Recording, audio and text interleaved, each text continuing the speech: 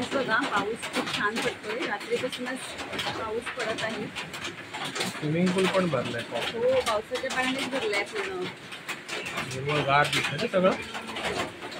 आणि तिथे डोंगर बघा, डोंगर सुद्धा एकदम भरलेला आहे. गार झालाय आणि ना आता धुकं आलंय तिथे, त्यामुळे ते पाऊस पडतोय तिकडे काय. नमस्कार, शुभ्रा सिल्सिके ब्लॉगमध्ये मी तन्वी तुमचं खूप खूप अगदी मनापासून स्वागत करते. सगळ्यांना श्री स्वामी समर्थ. तर आज आहे गुरुपौर्णिमा, तर तुम्हा सगळ्यांना गुरुपौर्णिमेच्या खूप खूप शुभेच्छा.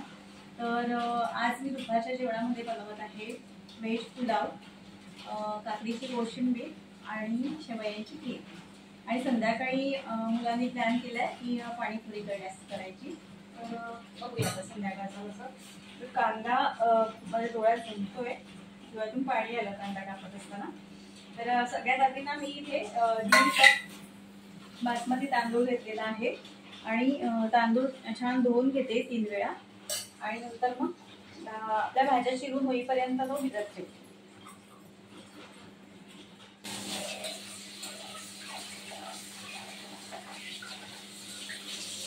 मी एक मोठा कांदा स्लाइसमध्ये असं चिरून घेतलेला आहे. त्यानंतर इथे एक गाजर घेतलेला आहे आणि गाजर सुद्धा अशा पद्धतीने मी कट करून घेते. आणि अजून फरसबी कट करायची आहे. इथे दुसऱ्या भाज्या घेतल्या आहेत मी. इथे आहे फ्लावर घेतला आहे. तर आपल्याला भाज्या जशा ज्यांना जास्त आवडतात त्या भाज्या जास्त घालायच्या. मटार आहे, मटार एवढा घालणार नाही आहे मी, मटार थोडंसं ठेवून देणार आहे. त्यानंतर इथे 1 टोमॅटो फोडणीसाठी घालणार आहे पुलावमध्ये आणि 3 टोमॅटो कोशिंबीरसाठी घेतले आणि टोमॅटोमधल्या बिया काढून घेतलेल्या आहेत. आणि तांदूळ मी धुवून भिजत घालून ठेवलेले आहे. फक्त भाज्या कट होईपर्यंतच भिजवून ठेवायचे आहेत. आपल्याला जास्त वेळ 1 तास वगैरे भिजत ठेवायचे नाही आहेत, लगेच झटपट पुलाव करायचा आहे. तर 1 बटाटा घेतलेला आहे याच्यामध्ये घालण्यासाठी. आणि हे बघा, आता मी पावसातून आहे ना बटाटे खराब निघतात, हे असं असतं. तर असं साईडचं घेते आता काढून आणि बटाट्याचे पण असे छोटे छोटे तुकडे करून घेते. मध्ये बटाटा ना खराब असतो, असं डाग पडलेला असतो त्याला. आता हा वेळा टाकून द्यायला लागणार. आणि आज संडे आहे तरी सुद्धा शुभ्राला काय सुट्टी नसते संडेला. पण संडेला एक्झाम असतात, जेईची एक्झाम असते ना, त्याची प्रॅक्टिस वगैरे घेतात. त्यामुळे शुभ्राच नाही आहे. म्हणजे शुभ्राला यायला उशीर होणार आहे, 4 वाजता वगैरे येईल सुद्धा. हो, बटाटा शिरून पाण्यामध्ये घालून घेतलेला आहे. आणि एक होता हा एकदा बटाटा खराब निघाला.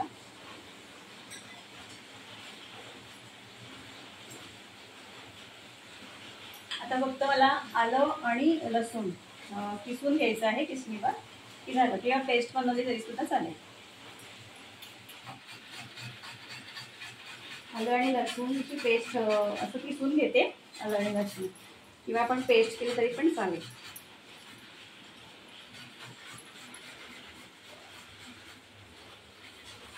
या टोपात काय आहे? ह्याच्यामध्ये ना, ह्याच्यामध्ये आहे डाळ आहे बघा, उडदाची डाळ आहे. काय करणार आहेस त्याचं? ते इडलीसाठी घातली आहे, उद्यासाठी नाश्त्याला. तांदूळ नाही घातलेस का? नाही, तांदळाची नाही करणार आहे. आपण रवा आणलाय ना इडलीचा, त्याच्यामुळे मग ही वाटून रवा मिक्स करायचा ह्याच्यामध्ये, तांदूळ नाही घालायचे. तरीच म्हणतोय मी, तांदूळ का नाही घातले? तर आपण नेहमी तांदूळाची करतो ना इडली. तर सगळी तयारी मी करून घेतलेली आहे पुलावची. आणि आता फोडणी देते. तर टोपामध्ये तेल घातलेलं आहे. तेल थोडंसं जास्त घालायचं पुलावसाठी. त्याच्यामध्ये कांदा घालते.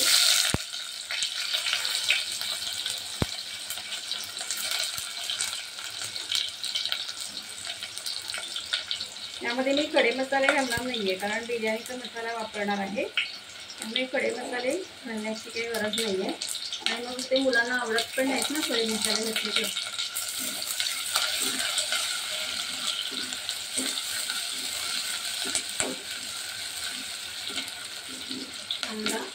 परतून घेते. त्याच्यामध्ये थोडंसं हिंग,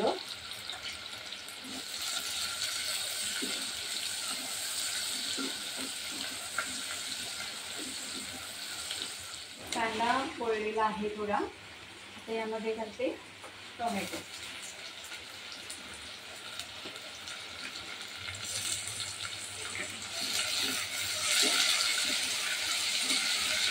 टोमॅटो सुद्धा छान याच्यामध्ये परतून घेते. आता यामध्ये लसूण आणि आलं.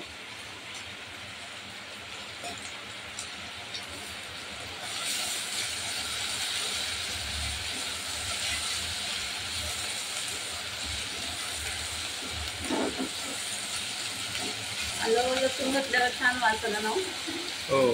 सुगंध वाजतो छान तुला.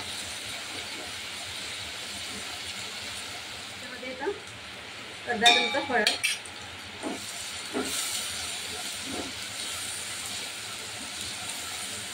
आता मी मसाले घालणार आहे. तर गॅसची फ्लेम आता लो करते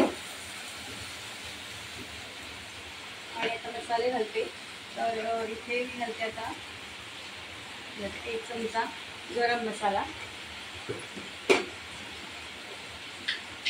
त्यानंतर हे आहे आपला घरगुती मसाला 1 चमचा, 1 पाऊण चमचा घातलेला आहे. आपल्या आवडीप्रमाणे घालायचं आहे मसाला. आपल्याला तिखट पण जास्त तिखट पण नाही करायचं तुला, खूप जास्त तिखट चांगला पण नाही लागत. आणि बिर्याणी मसाला आहे, बिर्याणी पुलाव मसाला आहे ना. हां बिर्याणी पुलाव मसाला कोणता आहे, पण बिर्याणी मसाला घातला तरी पण चालेल.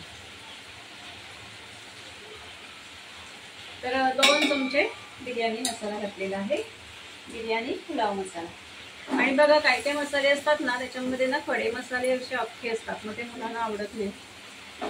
तर म्हणून ज्याच्यामध्ये अख्खे नसतात तो मसाला वापरायचा. आता हे घालून झालेलं आहे. त्याच्यामध्ये आता फटाफट सगळ्या भाज्या घालून घेते. तर बटाटा घातलेला आहे. आता मी यामध्ये घालते गाजर,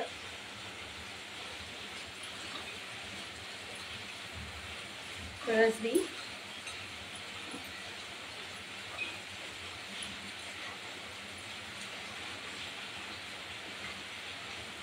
त्यानंतर मटार घालते थोडे, आणि हे फ्लावर. कधी कधी पटकन नाव विसरून जातो ना, मला तर आठवत नव्हतं फ्लावर पटकन. आता हे छान परतून घेते.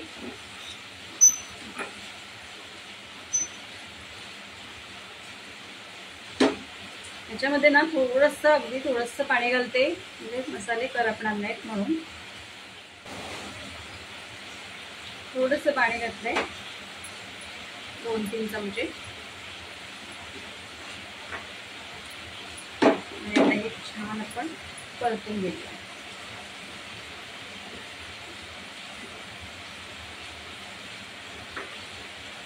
आता याच्यामध्ये घालायचे आहे तांदूळ. तर आपण हे तांदूळ भिजत घालत ठेवले होते, बासमती तांदूळ आहे, तर ते घालून घेते. पाणी नितळून तांदूळ घालून घेते याच्यामध्ये. आणि हा पुलाव आहे ना खूप छान होतो. तुम्ही एकदा जर बनवला ना तर तुमचा अगदी फेवरेट होऊन जाईल. तर नक्की तुम्ही ट्राय करा अशा पद्धतीने. आणि 1.5 कप मी इथे तांदूळ घेतलेले आहे. तर आम्हाला 5 जणांसाठी ना 1.5 कप तांदूळ बरोबर होतो. म्हणजे आम्हाला हा भात 5 जणांसाठी पुरतो.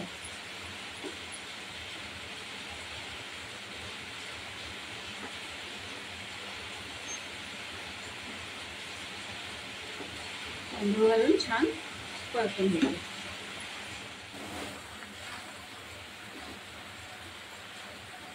छान परतून घेतलेला आहे. यामध्ये आता पाणी घालायचं आहे. तर 1.5 कप तांदूळ आहे, तर त्यासाठी मी 3 कप पाणी घालणार आहे.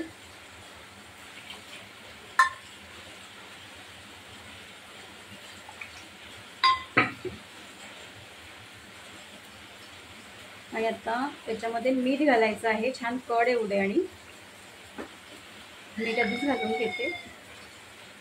आता यामध्ये घालते चवीप्रमाणे मीठ. मीठ व्यवस्थित घालायचं आहे भातासाठी आणि भाजीसाठी, अशा दोन्हीसाठी आपण व्यवस्थित समजून मीठ घालायचं. छान कड येऊ दे तोपर्यंत मी कोथिंबीर चिरून घेते.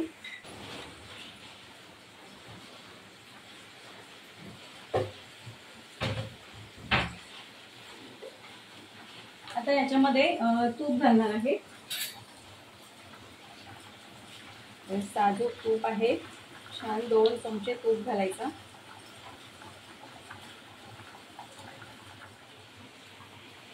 आणि बारीक चिरलेली कोथिंबीर.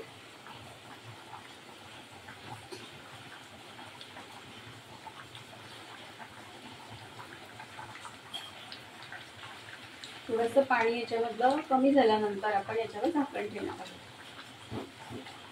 आता पाणी याच्यामधलं कमी झालेलं आहे. आता गॅसची फ्लेम लो केलेली आहे आणि याच्यावरती झाकण ठेवते. मी छान भात शिजवून घेतला झाकण ठेवल्यानंतर. आणि हे बघा आता पुलाव छान तयार आहे. आणि झाकण लगेच काढायचं नाही, गॅस बंद केल्यानंतर झाकण काढायचं नाही पाटावरचा, म्हणजे सगळ्या भाज्या छान व्यवस्थित शिजल्या जातात वाफेवर. आता मी खीर बनवत आहे. तर त्याआधी इथे कोशिंबीरसाठी टोमॅटो, कांदा, काकडी असं चिरून घेतलेलं आहे. आणि मिरची आहे आणि थोडीशी कोथिंबीर. याच्यामध्ये आता मी मीठ घालते.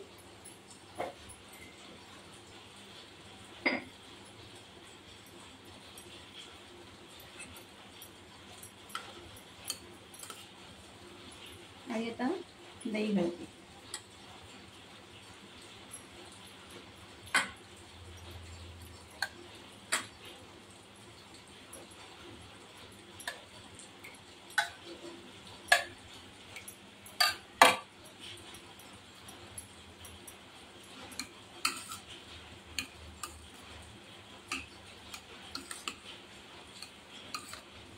यशला आमच्या कोशिंबीर लागतेच. कोशिंबीर शिवाय तो पुलाव अजिबात खात नाही.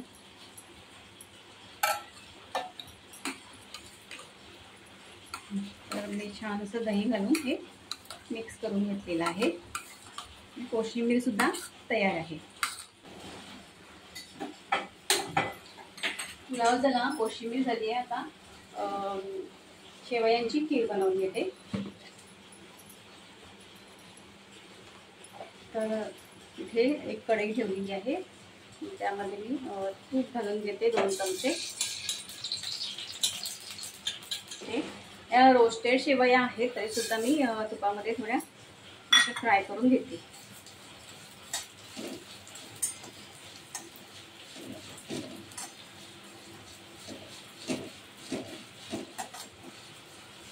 गॅसची फ्लेम लो ठेवून छान तुपामध्ये शेवया फ्राय करून घेतल्या.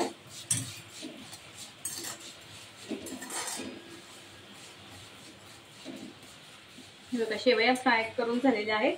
त्यामध्ये थोडंसं पाणी, थोडंसं मी साधारण पाव कप पाणी घातलेलं आहे ह्याच्यामध्ये. आणि शेवया आता या पाण्यामध्ये छान शिजवून घेऊ.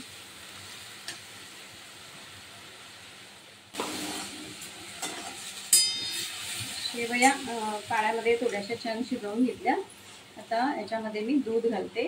तर दूध मी आता हे कच्चंच घालते, गरम केलेलं दूध नाही आहे माझ्याकडे म्हणून. तर गरम केलेलं असेल, थंड झालेलं ते मी आपण यामध्ये घालू शकतो.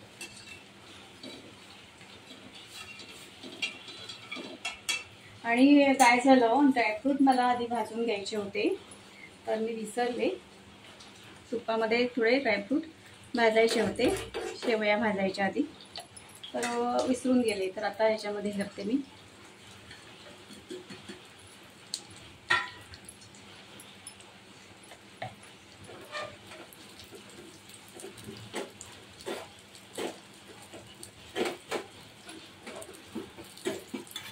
छान फ्राय करून घेतले. गॅस बंद करते. तर मी याच्यामध्ये घालते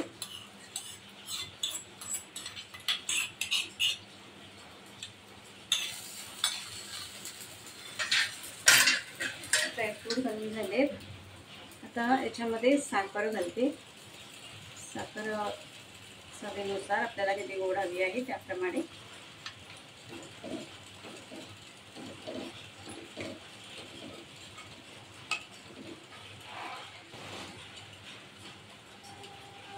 आणि याच्यामध्ये थोडीशी वेलची पावडर घातलेली आहे.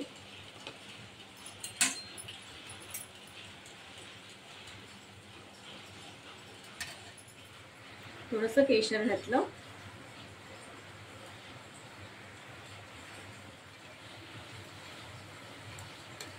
छान कवळ येत आहे आणि मी आता 2-3 मिनटं उकळणार आहे आणि मग गॅस बंद करणार. एकदम पण घट्ट नाही करणार आहे खीर, अशीच थोडीशी पातळ. आणि गॅस बंद केल्यानंतर ना थोड्या वेळाने थंड झाल्यावर थोडी घट्ट होते खीर.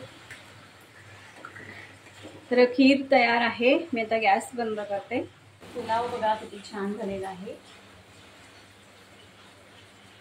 तर आता मी इथे नैवेद्य भरत आहे.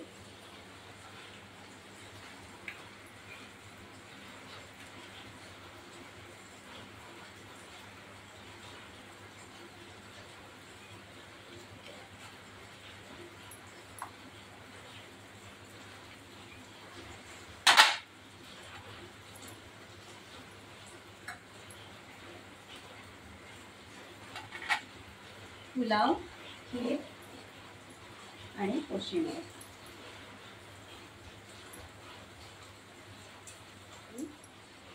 थोडंसं तूप. तर अशा पद्धतीने अगदी साधा असा बेत केलेला आहे गुरुपौर्णिमेसाठी, स्वामींच्या नैवेद्यासाठी. तर आजचा व्हिडिओ तुम्हाला कसा वाटला हे कमेंट्समध्ये मला नक्की सांगा. व्हिडिओ आवडला असेल तर लाईक करा, शेअर करा. चॅनलवर नवीन असाल तर सबस्क्राईब करायला विसरू नका. आणि मी आता हे नैवेद्य घेऊन स्वामींकडे जाते, स्वामींना नैवेद्य दाखवते. चला